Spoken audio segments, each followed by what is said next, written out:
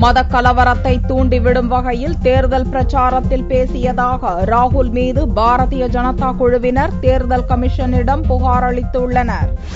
மத்திய பிரதேச மாநிலத்தில் கடந்த வாரம் நடந்த தேர்தல் பிரச்சார கூட்டங்களில் பேசிய காங்கிரஸ் துணைத் தலைவர் ராகுல், உத்தரப்பிரதேச மத கலவரத்தில் உயிரிழந்தவர்களின் குடும்பத்தினரை பயங்கரவாத பாதைக்குள் இழுக்க பாகிஸ்தானிய உளவு அமைப்பு ISI முயற்சிப்பதாகவும், மத உணர்வுகளை தூண்டிவிட்டு நாட்டை துண்டாட பாரதிய ஜனதா முயற்சிப்பதே இதற்கு காரணம் என்றும் குற்றம் சாட்டினார். ராஜஸ்தான் மாநிலத்தில் நடந்த கூட்டங்களிலும் பாரதிய ஜனதா மத உணர்வுகளை தூண்டிவிடுவதாக ராகுல் குற்றம் சாட்டினார். இந்நிலையில் பாரதிய ஜனதா செய்தி தொடர்பாளர்கள் முக்தார் அப்பாஸ் நக்வி, பிரகாஷ் ஜவ்டேகர், நிர்மலா சீதாராமன் உள்ளிட்ட பாரதிய ஜனதா குழுவினர் டெல்லியில் உள்ள தலைமை தேர்தல் கமிஷன் அலுவலகத்தில் திங்களன்று புகார் மனு அளித்துள்ளனர்.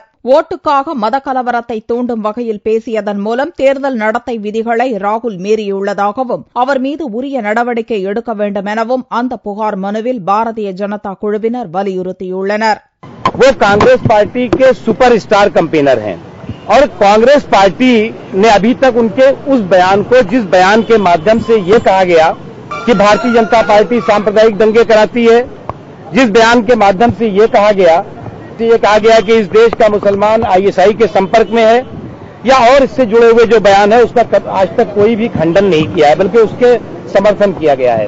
इस तमाम मुद्दों को लेकर के हमने एक रिप्रेजेंटेशन भी दिया है और साथ ही साथ हमने मांग की है कि श्री राहुल गांधी जी और कांग्रेस पार्टी उनके खिलाफ जो चुनावी कानून है आधार. ராகுலின் கூற்று உண்மையானால் பாகிஸ்தான் தொடர்பு கொண்ட முஸ்லிம் இளைஞர்களின் பெயர்களை வெளியிட வேண்டும் அல்லது முஸ்லிம்களை இழிவுபடுத்தும் வகையில் பேசியதற்காக ராகுல் மன்னிப்பு கேட்க வேண்டும் என நரேந்திர மோடி வலியுறுத்தி இருப்பது குறிப்பிடத்தக்கது.